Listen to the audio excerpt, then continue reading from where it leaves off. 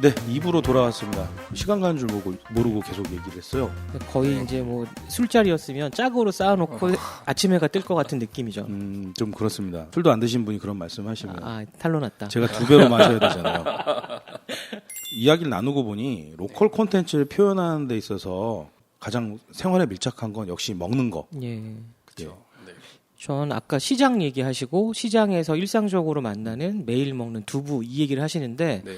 두부라는 그릇에 시장을 담으셨구나 이 생각이 들어서 네. 보통은 저희가 이제 표현을 그렇게 많이 하거든요. 뭐 로컬 이렇게 어렵게 쭉 풀어가긴 하는데 네. 어떻게 지역의 컨텐츠, 지역의 내용, 맥락을 어디에 담을 거냐에 대해서 그동안 논의 많이 했거든요. 네. 그래서 어떤 분들은 디자인으로 담기도 하고 또 보통은 식음료 제품에 많이 담잖아요. 그래서 그쵸. 제가 그동안 썼던 얘기는 이제 스타벅스 얘기 진짜 많이 했어요. 뭐 제주도에만 만날 수 있는 메뉴가 있다. 근데 이제 다음번 강의부터는 네. 두부에 시장을 담은 분이 계신다. 이렇게 말씀드릴 수 있을 것 같습니다. 일단은 다른 것보다도 두부를 시장에서 만든 두부를 가지고 뭘 먹는다, 뭘 해먹는다 이런 내용 안에 마천동의 라이프 스타일을 그쵸. 네. 재해석했다 이렇게 네. 보여지기 때문에요. 그런 면에서는 어떤 면에서는 지금 뭐 구상하신 이 두부 F&B 아이템이 마천 시장에만 딱 맞춰져 있는 네. 예, 똑같은 걸 딱 옮겨서 다른 곳으로 가져가면은 과연 될까 안 될까 그거에 대해서는 뭐 제가 전문가가 함부로 말씀 못 드리겠지만 네. 지금 말씀하신 대로 지역 주민들에게 그러니까 로컬에 살고 있는 사람들한테 사랑받을 수 있는 그런 식당으로 이렇게 만드신 것 같아요. 저 의미가 좀 더 있었던 게 너구리 만나러 롯데월드 가는 것보다 조금만 더 가면 네. 마천시장에서 두부를 만날 수 있다. 이 말씀을 하신 게. 그쵸. 예. 네. 근데 일도시 패밀리라고 했을 때 조금 네. 전에 저희가 언급했던 닭갈비나 네. 곱창이나 뭐 두부 외에도 더 많은 식당들이 있을 텐데 네. 전부 다그 로컬 컨텐츠로 만들어진 식당이다라고 말할 수는 없을 것 같긴 해요. 우선 식당을 하는 데 있어서는 고려해야 될 포인트가 두 가지 정도 있는데요. 예. 그러니까 여러 가지들이 있겠지만 저는 첫 번째로 장사가 돼? 라는 걸 먼저 무조건 고려해요. 예, 예. 일단 생존하지 못하는 브랜드는 브랜드로서의 가치가 없다라고 생각을 하고 예, 저희한테도 뼈에 와닿는 말씀이네요. 그래서 우선 장사가 되는지를 따지고 그렇게 장사가 되냐 안 되냐를 놓고 보면 대부분 지역 상권들의 장사는 잘 돼요. 예. 그래서 저희도 대부분 방배동에 있는 일도시 닭갈비도 예. 지역 상권으로 들어간 것이고 내일도 두부 역시 마찬가지고 음. 일도시 닭갈비 매장의 한 절반 정도는 지역 상권으로 들어가 있어요.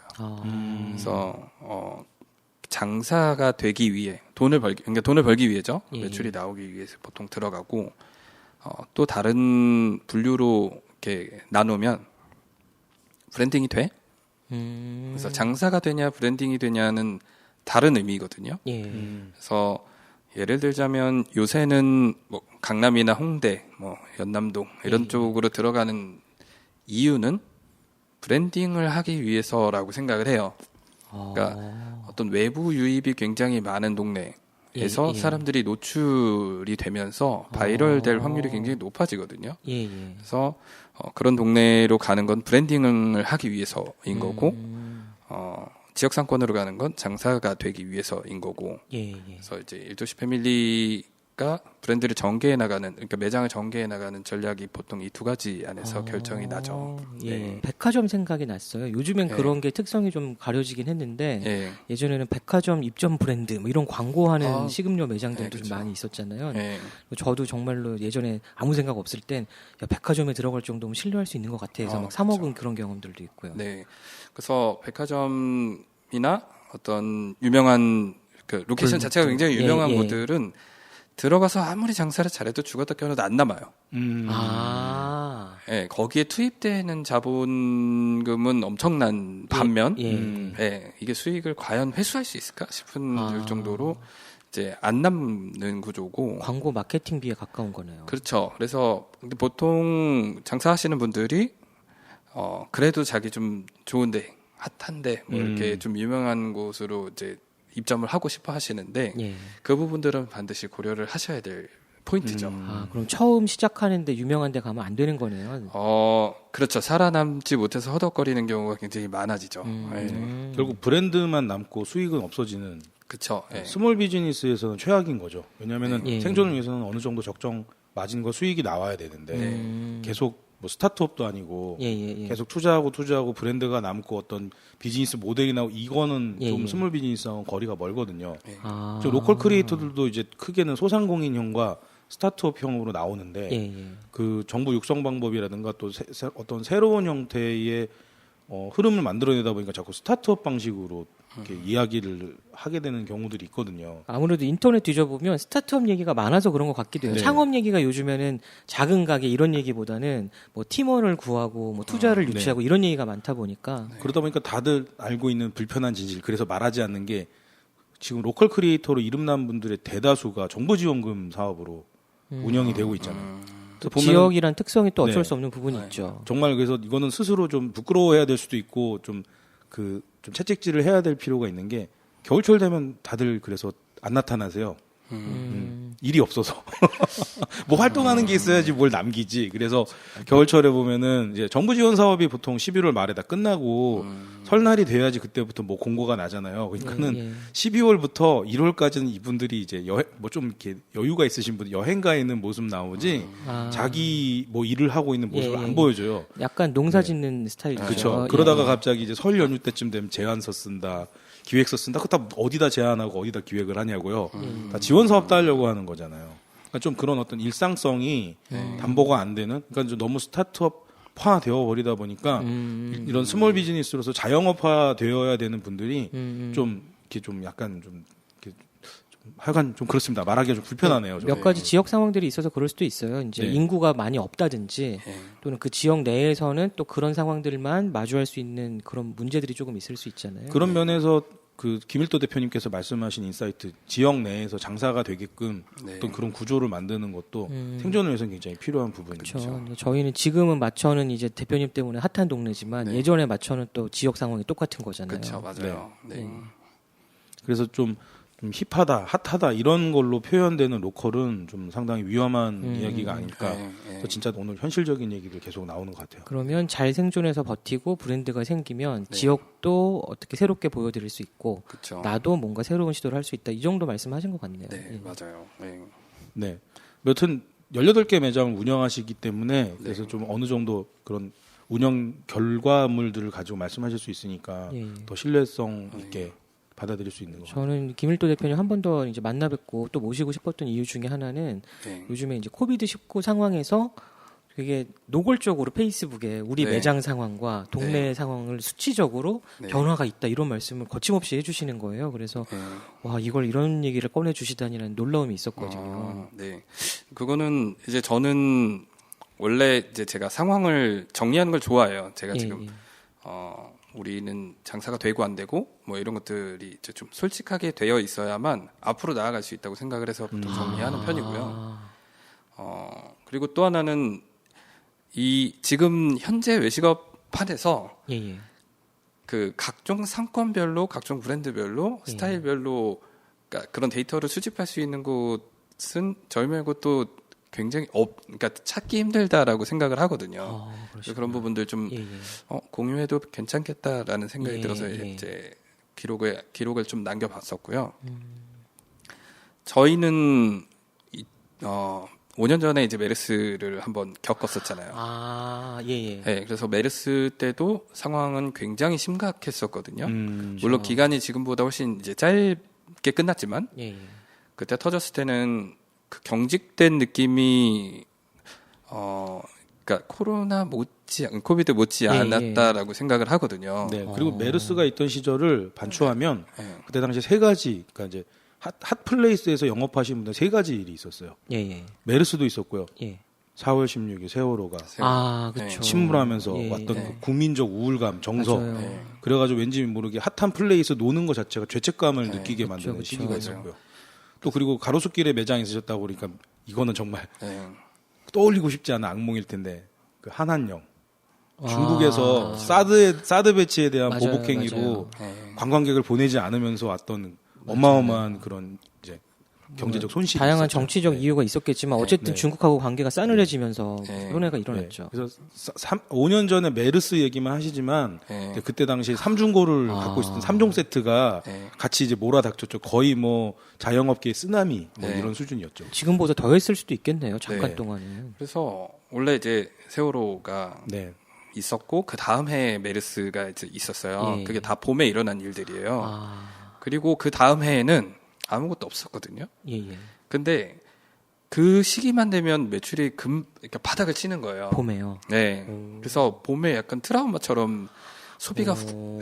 뚝 떨어지고 그랬어요. 그래서 저는 장사하면서 그게 너무 이렇게 분하다고 해야 될까? 예, 예. 어떤 상황에 의해서 제가 이제 좌지우지 되는 게 이제 너무 싫어서 음. 그러려면 더욱더 강한 경쟁력을 갖춰야만 한다가 이제 제가 예, 예. 이제 얻은 교훈이었고 음.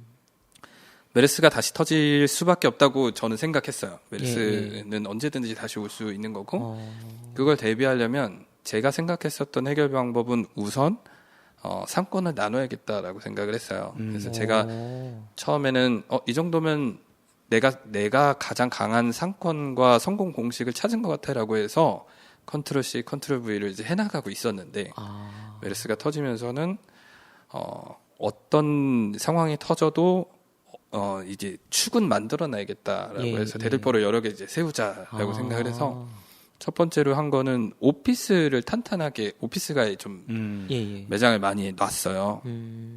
그래서 오피스는 어쨌든 뭐 전염병이 돌든 어쨌든 출근은 해야 되니까 일은 해야 되니까 예, 예. 이제라고 해서 해놨었는데 다행히 코로나가 터지고 나서도 저희는 전 매장이 큰 영향이 없는 상황이 됐어요.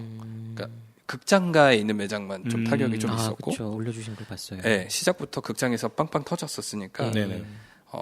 그걸 제외하고는 잘 대비를 해놨구나라고 생각이 들었었는데 이제 재택근무의 상황까지 오면서 아. 그 모든 것들이 무너지는 이제 상황도 이제 예. 보는 거죠. 예, 예. 그래서 재택근무에 의해서 무너질 수도 있구나도 이제 배운 거고 저는. 예, 예. 그럼 다음번에는 이런 상황까지도 어. 다 대비해야지라고 이제 공부를 하는 거죠. 예, 예. 네.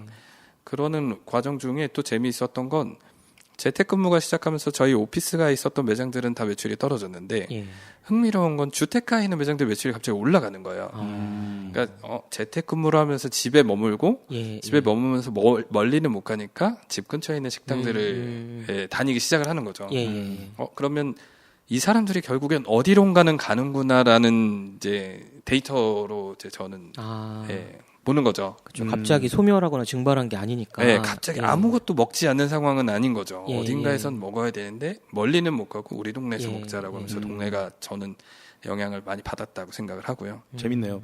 이게 네. 그 같은 소상공인 창업 중에서도 이 먹는 거에 관련된 게 이게 유행 따라서 말이 조금씩 바뀌거든요. 오. 예, IMF 터졌던 90년대 후반에는 요식업이라는 표현 쓰고 아, 그쵸, 그쵸. 네. 요식업. 아, 그리고 오랜만에 약, 들어본다. 약 10년 정도 지나면서 외식업이라는 말로 좀 바뀌고 요식업, 외식업. 네, 예. 이게 같은 말인데 의미가 조금 다르거든요. 네. 근데 지금 와서는 또 F&B 비즈니스라는 말로 그렇죠. 아. 예, 이게 또 같은 듯 다른 얘기거든요. 왜 F&B라는 말이 나왔나 했더니 로컬 뉘앙스가 이거예요. 로컬 푸드라는 말이 그 강해지니까 예, 예. 로컬 푸드는 좀 식재료 자체에 대한 이야기로 가니까는 예, 그렇죠. 신토부리 이런 예, 거죠. F&B는 이제 그걸 가지고 만든 생산품, 아, 약간 예, 좀 예. 더 식음료, 하스피탈리티가 식음료. 들어간. 예, 그렇죠. 예, 예. 이제 그런 형태로 이야기들이 이렇게 나오게 된 것 같은데, 예, 뭐 좀 이런 말씀드린 게 뭐냐면 처음에 이제 그 IMF 터졌을 때 네. 정리해고가 일어나면서 정리해고 되신 분들 대상으로 소상공인 창업 교육이 일어났어요. 오. 그때 이제 가장 유행했던 게 요식업 창업 바람이 불죠. 아. 그래서 그때부터 우리가 알고 있는 다양한 프랜차이즈들이 막 나와서 왜냐하면 컨트롤 CV 형태로 창업이 예, 되니까 그때 굉장히 늘어났고요. 그러고 나서 이제 서브프라임 모기지론 사태 벌어질 때쯤 또 한번 소상공인 시장이 한번 예, 예. 휘청거리긴 되는데 그 두 사이에 어떤 그 분기점이 있었냐면 주 5일제 근무가 정착이 되면서 주말이 늘어나는. 예, 그쵸. 그런 그 식당이 존재해야 되는 곳에 대한 이야기가 바뀌게 된 거예요. 전에는 그래서 뭐 그 사무실들이 많은 예. 그런 여의도 뭐 이런 그쵸. 느낌. 이 오피스 쪽에 있던 상가 그 외식업체들이 흥했다면 예. 5일 근무가 이제 정착이 되고 나서 주말 장사 이 사람들이 토요일 장사도 안 되고 금요일 날 저녁 장사도 안 되니까 그런 게 이제 변화하기 시작을 한 거죠. 그러면서 이제 그 IMF 끝나고 나면서는 구에 2개 정도 들어갈 수 있는 그 대형 음식점들이 등장을 하게 돼요. 대표적인 게 갈비집. 그래서 여기는 주차 공간이 있어야 되고 그런 거 봤어요. 말 동상 같은 거 세워져 있고 막 이런 거. 주차 공간 들어가야 돼. 막 이런 게 나온 거예요.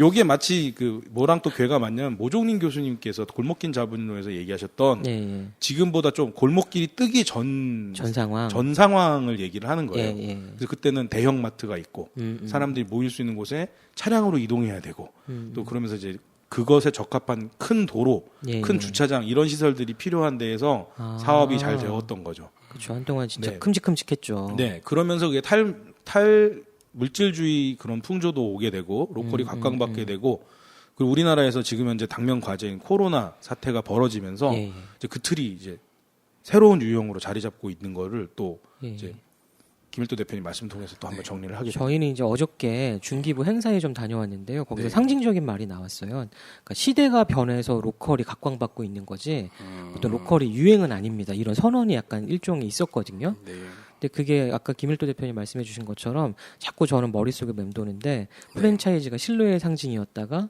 유니크한 게 없는 걸로 바뀌는 어느 지점인 것 같아요. 맞아요. 지금 딱 그런 지점인 것 같아요. 그러니까 누가 뭐라고 정리 못하고 그다음에 왜 우리가 그런 소비를 하는지 아무도 합의를 이루진 않았지만 진짜 뭔가 특별한 걸 자꾸 찾게 되는 것 같고요. 같은 돈 써도 아주 조금 더 괜찮은 데 가고 싶다. 이쪽으로 바뀌는 것 같은 느낌도 있고요. 네, 이제 저도 이 중간에 데이터를 이렇게 보면 그 오피스에서 재택근무가 일어나고 동네에서 이제 소비하기 시작했을 때는 김밥 천국이 제일 잘 됐어요. 동네 분식점이 제일 잘 됐고요. 외식스러운 것들은 전부 다 떨어졌어요.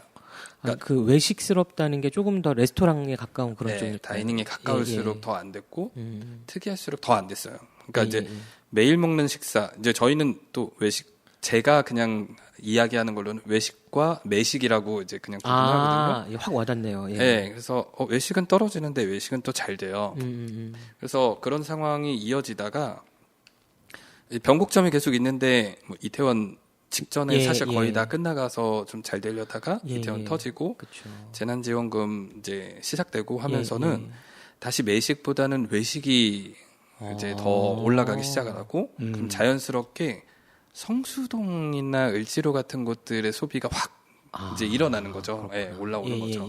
그래서 어떤 변곡점마다 매식이 잘 됐다가 어떤 변곡점은 외식이 잘 됐다가 계속 그런 것들을 이제 저도 재미있게 보고 있거든요. 그래서 재난지원금이 준 효과도 확실히 있긴 있어요. 지금 그 김일도 대표님 말씀 속에서 중요한 인사이트를 좀 얻으셨으면 하는 게 지금도 로컬 F&B를 창업하고 싶어하는 로컬 크리에이터나 아니면 운영을 하고 있는데 뭔가 부진함이 있는 분들은 이 이야기를 귀담아 들을 필요가 있어요. 핫플레이스에서 힙한 스토어를 운영하고 있다면 그게 과연 외식일까 매식일까를 생각을 해봐야 돼요. 그렇죠. 약간 원천적 개념이네요. 외식일 같은. 가능성이 많죠 아무래도. 그럼 지역 진짜 로컬에 밀착을 한다면 매식의 비중이 높아져야 된다.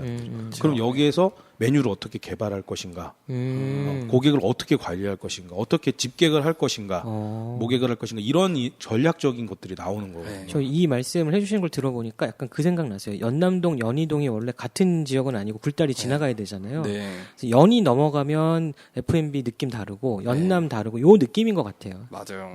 그 두 곳은 제가 외부인으로 봐도, 그러니까 외부 F&B 를 이제 상권을 분석하는 사람으로 봐도 두 곳은 전혀 다른 동네예요. 식당도 연남동에 들어간다면 연남동 스타일대로 만들어 볼 것이고 연희동에 들어간다면 또 연희동 스타일대로 만들어 볼 것 같아요. 근데 연희동이 좀 더 생활 밀착형에 가깝다는 느낌이 저는 들어요. 아무래도 배후에 있는 인구 구조나 주택으로 그 접근하는 길의 구조가 다르기 때문에 아마 그렇게 나올 것 같아요. 연희동 같은 경우는 연희동 얘기가 좀 뜬금없이 나와서 좀 죄송한데 사러가 쇼핑 같은 게 굉장히 유서 깊은 동네 마트거든요. 슈퍼마켓. 대부분의 동네 마트가 계속 뭐 바뀌고 막 이렇게 되는데 아직도 제가 사러가 쇼핑에 처음 가본 게 90년대 후반이었으니까. 오늘 시장 얘기가 약간 나와서 그런데 사러가 마트의 전신도 시장이었고 시장 상인 연합회에서 출발하신 거고 70년대 그때부터 계속 움직이신 거니까 아마 네. 그런 맥락들이 있는 것 같아요. 네, 그만큼 연희동은 그 배후에 있는 주택가가 예. 오랫동안 자리 잡고 있었다는 거고요. 예, 그 주택가가 기본적으로 일종의 내수 경제 같은 소비를 촉진시켜 주는 건데 예. 기존에 우리가 뜨는 골목들은 다 보면은 동네가 뜨니까 점포가 모자라잖아요. 예. 처음에 주택가가 형성이 될 때는 상가가 없어요.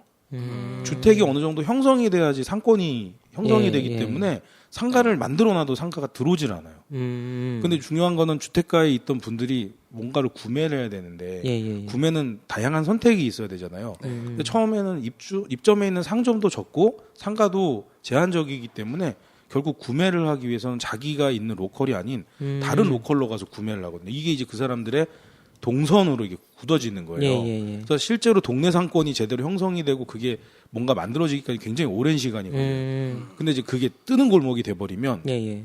점포가 모자라잖아요. 아, 그렇죠. 없는 점포를 만들어야 되잖아요. 그게 이제 홍대 상권이 확장되는 거랑 비슷한 맥락인 건데 가정집을 헐어서 점포로 만들어 버리는 거예요. 예. 근데 이게 구체화되게 되면 나중에 주택가는 없어지고 상가만 남는 일로 가게 되는 거죠. 아, 지금 홍대가 그런가요? 네. 홍대 일부 골목들이 그렇게 되어 있어요. 그리고 이런 데가 5년 전에 있었던 그 세월호, 메르스, 예, 한한령 예. 같은 걸 한번 맞게 되면 외부 고객이 유입되는 아. 외식으로 접근하는 그런 F&B가 돼버리면은 이런 예, 어려움을 예. 겪게 된다. 이런 얘기가 이제 짧은 이야기 속에 이제 맥락이 있죠. 약간 느낌이 그거네요. 잘 된다고 가게 확장 확 했는데 갑자기 흐름이 바뀌어서. 네네네. 예. 맞아요. 네, 그래서 그 F&B 사업 18개 매장을 운영하신 경험에서 좀 어떤 면에서는 굉장히 좋은 인사이트를 좀 주고 계시는 거고 저는 그렇게 계속 반복해서 지금 말씀을 드리고 있는 겁니다. 그래서 이야기 조금 더 해보면 저는 이제 일주일을 놓고 봤을 때 외식은 주로 토일에 몰리고요. 매식은 월화수목금에 주로 있어요. 그럼 이제 일주일을 놓고 봤을 때 장사는 그 월화수목금을 노리는 게 좀 좋거든요. 그러니까 그게 아까 상권의 이야기와도 이제 좀 맞닿아 있어가지고 방배동 12시 닭갈비 이렇게 쉽게 놓고 얘기해 보면 저는 그 동네에 있는 분들을 한 60% 정도를 놓고 상권을 놓고 봤어요. 그러니까 이제 외부에서 끌어와야지라는 생각은 거의 한 10% 정도만 놓고 봤다고 보면 돼요. 그래서 동네 주민들이 한 60% 되고요. 백석대가 이제 맞은편에 있어요. 그쵸. 그래서 대학생들과 오피스에 있는 사람들, 그러니까 오피스는 60% 안에 집어넣은 거고 대학생들이 한 30% 되니까 90%를 그 지역에 있는 사람들로 놓고 이제 시작을 한 거고 외부를 10%만 놓고 이제 본 거예요. 그래서 10%들이 토요일 일요일에 주로 나와서 식사를 해주고요. 대부분의 분들이 월화수목금에 이제 채워주시는 거죠. 그러면 안정되기가 굉장히 쉬워요.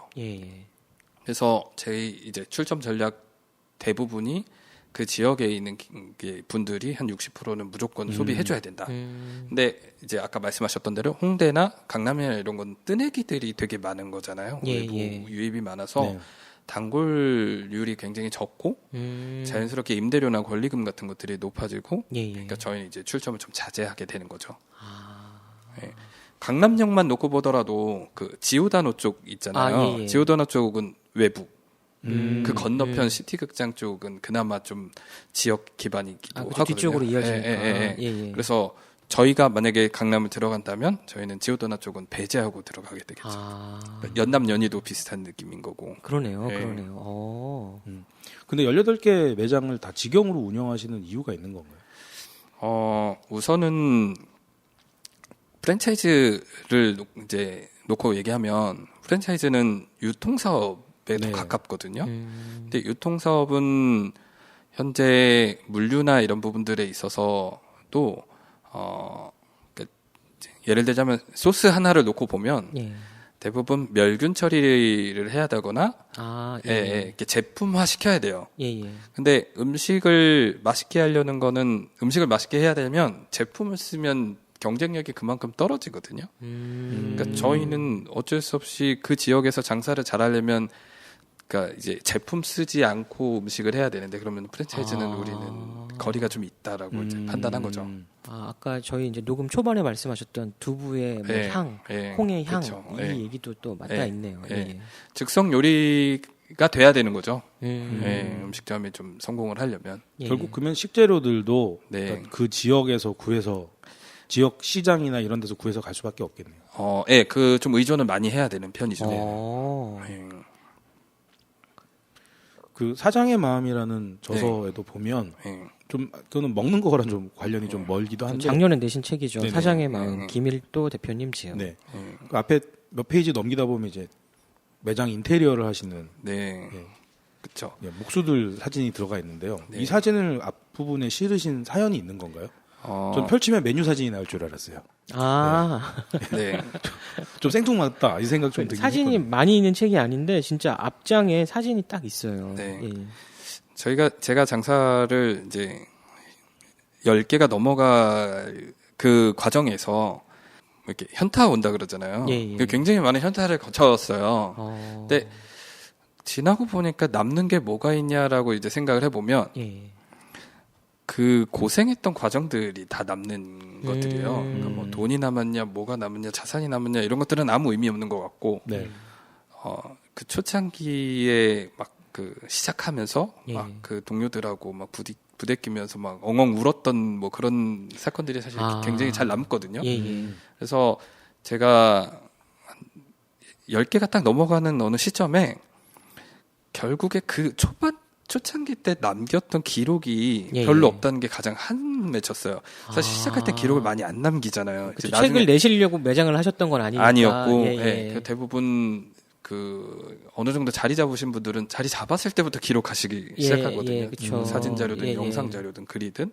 그래서 그거 남기지 못한 게 좀 아쉽다 싶어서 저희 직원들하고 같이 부대꼈던 것들을 자료로 남기기 시작을 했었고, 그래서 어느 매장에는 우리가 이걸 어떤 과정을 통해서 만들었어라는 걸 이제 좀 걸어놨어요. 예, 예. 그러기도 했었고, 그 다음번 이제 이 책을 내던 과정에서도 매장 준비를 했었는데, 예, 예. 결국에는 만드는 과정들은 손님들은 못 보는 거잖아요. 예, 예. 그러니까 손님들은 다 완성된 것만 보는데, 그렇죠. 이게 이런 과정을 거쳐서 만들었고 이런 사람들이 이런 노력을 거쳐서 만들었다라는 걸 꼭 보여주고 싶었어요. 그 저도 이렇게 기록을 남겨놓고 보니까 이분들이 그러니까 이렇게 뭐 철을 깎으시는 분들, 쇠를 깎는 예. 분들도 다 그림을 통해서 만드시고 설계를 하시고 막 그 작업하는 모습이 하나의 작품을 만드는 과정과 다르지 않다라고 생각이 돼서 그 과정을 남겨놓고 모아 보니까 이분들이 다 알려지지 않은 예술가들이다라고 이제 예. 생각이 들어서 그 제가 이제 언노운 아티스트라는 이제 예, 제목을 예. 붙였었는데 예, 그걸 이제 모두 예술가가 만든다라는 제목으로 이제 예. 사진을 붙였죠. 책을 펼치면요 한 두세 장 넘기면 바로 나와요. 거의 책을 관통하는 주제일 것 같기도 그렇죠. 한데 예. 저는 작년에 이제 이 책 들고 연남장에 찾아뵙고 사인 받으면서 예. 이분이 크리에이터구나. 다 크리에이터는 크리에이터를 알아보는 눈들이 있으시잖아요. 그런 생각이 좀 들더라고요. 그러면은 네. 어떤 면에서는 이 방송의 가장 핵심적이고 본질적인 내용으로 질문을 좀 드려야 될 것 같습니다. 네. 예, 다시 그 부담감을 팍팍 드리자면은 네. 이게 6월 특집 로컬 F&B 끝판왕 같은 그런 마무리 총정리 네, 그런 6월의 내용이어야 총정리. 되거든요. 예. 네.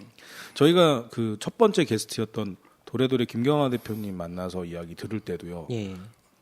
그 디저트를 만드는데 R&D 투자를 하고 R&D 굉장히 신경을 많이 쓴다 이런 얘기를 했거든요. 그렇죠. 예, 그래서 이야기를 들어보면 일반 제품 개발과 달리 먹는 것은 문화적인 게 많기 때문에 그 디저트를 먹는 그런 환경적인 것, 그러니까 뭐 상황적인 것 이런 것까지 다 포함해서 맞아요. 어떤 R&D 를 하시는 경로로 거예요. 우리 디저트를 즐기게 될까에 대한 즐기러 동선 와서 고민 뭐 이런 누구와 것들. 어떻게 먹을까, 네. 예, 이 로컬에 와서는 어떤 기분, 어떤 감정으로 먹을까 이런 것들을 그 F&B의 R&D에다가 집중을 시키더라고요. 그래서 이거는 기분 좋게 즐겁게 나눠 먹었으면 좋겠어요. 그래서 큼지막하게 만든다라든가 재료를 막 넣어가지고 굉장히 깊은 맛을 나게 한다든가. 그렇죠. 질감에 네, 대한 고민 네, 같은 아니면 것들도 유머러스함을 넣는다든가 이런 R&D를 계속 끊임없이 해서 그 최종화된 게 이제 제품으로 나오게 되는 거거든요.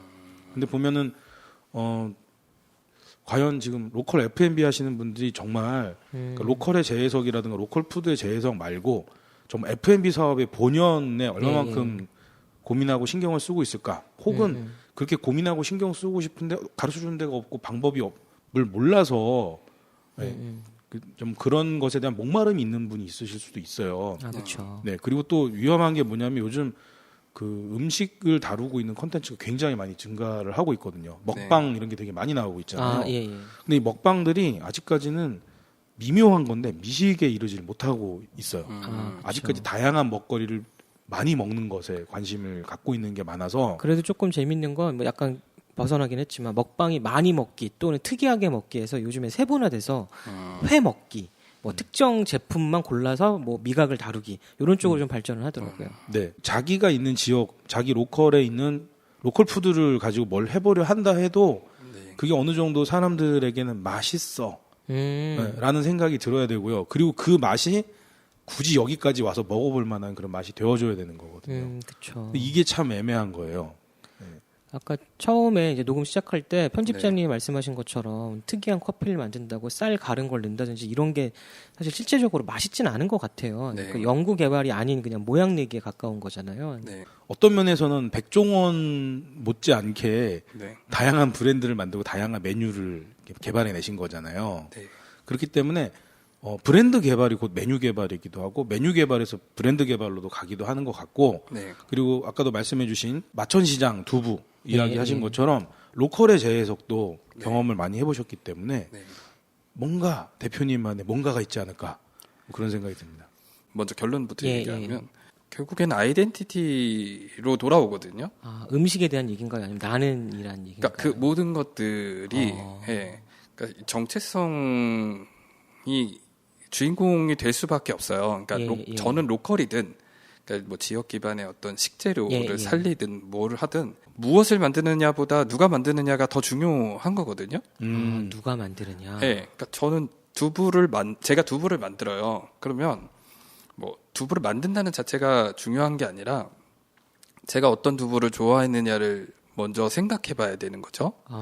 그러면 뭐 수도 없이 디테일이 많이 나올 건데 나는 신선한 두부를 먹었으면 좋겠어라든가 하다못해 아니면 두부의 질감이 단단했으면 좋겠어, 물렁물렁했으면 좋겠어, 뜨거웠으면 좋겠어, 차가웠으면 좋겠어, 수없이 많은 질문들이 나오거든요. 근데 자기의 취향이나 기호가 담기지 않은 무언가를 뭐 만들어낸다는 거는 의미가 없는 거예요. 최근에 골목 식당 잠깐 요즘에 총정리편 유행이잖아요. 근데 거기 보면 주로 대노하는 장면이 저는 요거 잘 안 먹고요. 뭐 안 좋아해서 이쪽에서 대노하는 장면 많이 나오더라고요. 네. 제가 진짜로 두부를 별로 안 좋아해요. 그러세요? 근데 나같이 두부 안 좋아하는 사람도 좋아하는 두부는 있어요. 그럼 저는 애초에 모든 브랜드를 저 같은 사람을 손님으로 상대해요. 그러니까 두부를 별로 안 좋아하는 사람도 먹기 좋은 두부를 만들어. 곱창을 별로 안 좋아하는 사람도 먹기 좋은 곱창을 만들어. 아니면 하다못해 닭갈비를 만들 때 저는 닭갈비는 제일 중요한 거 딱 두 가지거든요. 닭과 소스. 이 두 가지가 제일 중요한 거예요. 그러면 저는 닭갈비를 먹었는데 닭을 한 입 딱 물었을 때 좀 육즙이 터져줬으면 좋겠어요. 그러면 그 육즙이 터지려면 닭이 3일 이내의 것만 써야 돼요. 닭을 독이한 지 3일이 지난 순간부터 육즙이 안 터지기 시작을 해요. 닭은 금방 그렇게 가거든요. 그러면 저는 제가 좋아하는 스타일을 만들려고 노력을 해요. 그런 것들이 손님이 알아봐주기 시작을 해요. 이 사람이 만든 음식, 이 브랜드가 만든, 이 브랜드가 추구하는 것들은 이런 거구나라고 이제 생각을 하는데 그때부터 그 브랜드가 차별점을 갖기 시작을 하는데 그게 정체성이라고 이제 보거든요. 그러니까 결국에 만드는 사람의 어떤 기호, 취향, 뭐 추구하는 가치관 이런 것들이 담겨 있을 때 그 브랜드가 이제 진정성을 갖기 시작하지 않을까. 네, 그런 것들이 곧 철학이 되는 것이고. 그러네요, 진짜. 책에 잠깐 나와 있지만 닭갈비를 먹는데 저는 싱거운 닭갈비는 맛이 없다라고 이제 생각을 하는 거예요. 그러면 좀 양념이 진하고 뭐 좀 풍미가 좀 있는 게 좋다라고 했어요. 소스를 많이 넣어요. 근데 소스를 많이 넣으면 이제 짜지잖아요. 근데 짜지니까 그러면 그 짠 걸 좀 상쇄시킬 수 있는 야채들이 좀 뒷받쳐줘야 되는 거예요. 뒷받침해줘야 되는 거. 그럼 양배추라든가 양파라든가 대파 같은 것들은 그 강한 양념을 좀 어느 정도 순화시켜 주거든요. 그 예. 풍미가 많아지는 그런 닭갈비가 되는 거죠. 근데 그런 것들이 하나하나 다 저의 취향들이 이제 반영되기 시작을 하는 거고 저의 취향을 이제 공감해 주시는 분들, 이거 예, 완전 내 취향인데? 라고 하시는 분들이 점점 이제 단골 손님이 되어주는 거고, 저는 그런 단골 손님들을 모아가면서 시간을 두고 브랜드를 만들어 나가는 거죠. 이제 처음부터 내가 이런 브랜드를 만들 거야, 내가 이런 브랜드가 될 거야라고 하는 거는 불가능하다고 생각을 하고요. 야, 역시 라이프 스타일을 네. 선도하는. 그쵸. 그러니까 나의 식생활, 나의 먹는 라이프 스타일을 공감해주는 분이 나의 고객이 된다. 그쵸. 네, 맞아요. 이거 얼마 전에 그 위크엔더스 브로큰아츠 클럽의 염소식 대표님도 그쵸. 강릉에 계신 스테이인데 아침 식사를 제공을 하세요. 근데 큰 스테이는 아니고 작은 규모인데 그리고 독특하게 뭐 서핑이라든지 요가도 같이 하면서 힐링하는 스테이인데 이제 아침 식사에 그렇게 무게를 많이 두셨더라고요. 그래서 나는 디톡스라든지 이런 라이프 스타일에 어울리는 제품들을 내가 좋아하니까 이거를 고객들한테 제공하겠다고 하시다가 최근에는 강릉의 두부에서 착안하셔서 빵에 발라먹는 두부 스프레드를 펀딩을 하셨어요. 근데 그것도 일종의 자신의 라이프 스타일을 남한테 전달해 주는 거잖아요. 네, 오늘 그래서 로컬 F&B에 대한 실마리를 이제 팍팍 이렇게 주고 계시는 것 같습니다. 아무래도 케이스 바이 케이스로 상담을 받으시면 더 깊은 얘기를 해주실 텐데, 네, 좀 뭉뚱그려서 총론 형태로 말씀해 주셔야 되다 보니까 시간이 길어지면 충분히 해주실 수 있을 것 같은데요. 녹음 시간이 짧아서 그런 것 같기도 해요. 예. 저희가 다음에 계기가 되면은 컨설팅 받고 싶은 분을 예, 모아서 소규모 강좌 형태의 공개 방송으로 풀면은 진짜 또 재미있을 것 같기도 해요. 뭐 아직 저희가 그런 실험은 못 해봤습니다. 그런 의미에서 오늘 방송 듣고 정말 나는 김일도 대표님한테 상담받고 싶어. 난 애절한 사연을 남겨주신 분 중에 한 분을 선정해서 김일도 대표님의 사인이 들어간 사장의 마음을 선물로 드리도록 하겠습니다. 레어템입니다. 레어템 특별히 따로 사인을 갑자기 받았습니다. 중간에 뜬금없이 이렇게 PPL PPL 겸 뭐 북스톤 듣고 계시나요? 근데 저는 쭉 오늘 말씀해 주신 거 들으면서 이런 생각이 들었어요. 처음에 이제 18개의 매장, 뭐 다수의 브랜드. 근데 이게 지금 마지막에 해주신 말씀은 결국엔 대표님 본인에서 출발했다고 해주신 거잖아요. 그쵸, 그러면 18개 매장이 18개의 1도씨를 만나는 장소가 아닐까. 각자 다른 성격과 다른 취향들이 들어있는 거잖아요. 다 가보고 싶은 생각이 드네요. 스탬프 막 이런 거 찍으면서. 스탬프를 준비해놔야 되겠네요. 그거 18군데 매장 가서 대표 시그니처 메뉴 18개 먹으면은 뭐 주시나요? 만들어 보도록 하겠습니다. 영수증을 주시겠죠.